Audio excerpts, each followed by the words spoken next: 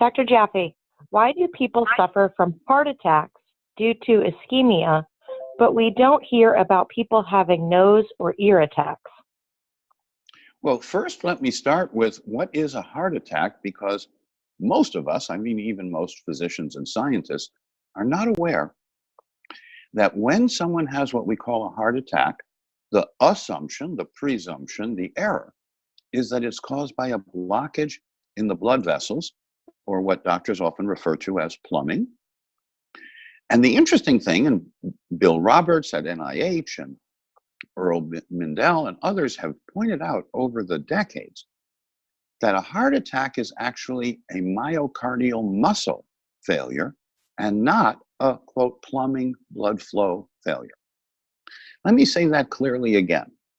Between 50 and 80%, maybe at a minimum 25%, maybe at a maximum 75, 80% of heart attacks, when you test the angiogram, when you look at the flow through the blood vessels, there's no major blockage.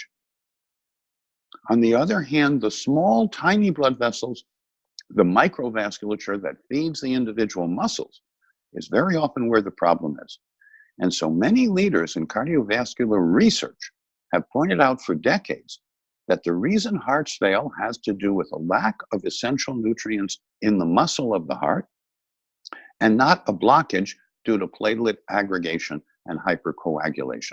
So the first thing I want to comment on is that the assumption that a heart attack means that your heart attacks you through your blood vessels is just not true. It does happen, in my opinion, in a minority of cases, and it is a catastrophe either way. But it's a muscle problem. It's a heart muscle problem. It is not a vascular coronary artery blockage problem. Now, beyond that, you were asking about if there are heart attacks, and there are. What about noses and ears? Well, we have different labels for them, but it turns out you can have exactly the same issue at the molecular tissue level.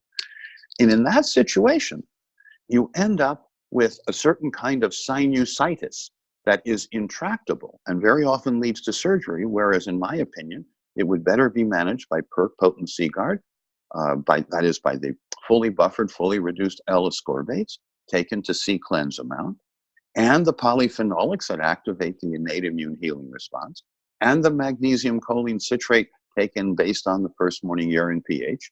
And now your heart strengthens, you have less risk of middle ear problems, you have less risk of sinus problems, and you've actually addressed them because the nomenclature, the language, the labels are a little different, but the process turns out to be very similar at the microvascular tiny level.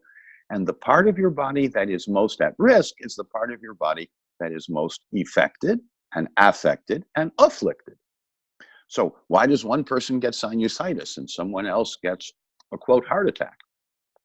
It has to do with susceptibility of the individual at the organ level. And if you could look a day or a week before the adverse event, you would already see the repair deficit accumulating. The person would already be able to tell you, oh, I hear something as if there's a thickening in my ear, my eustachian tube is blocked, or my sinuses are acting up, but maybe it's just seasonal.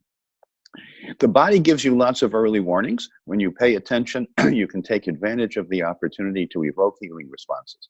When you don't pay attention, the body ups the ante and raises the intensity, even to the point of something that we would call a serious consequence, in order to get your attention so that you will evoke healing responses, you will remove obstacles to recovery, and then you can thrive even in challenging and stressful times.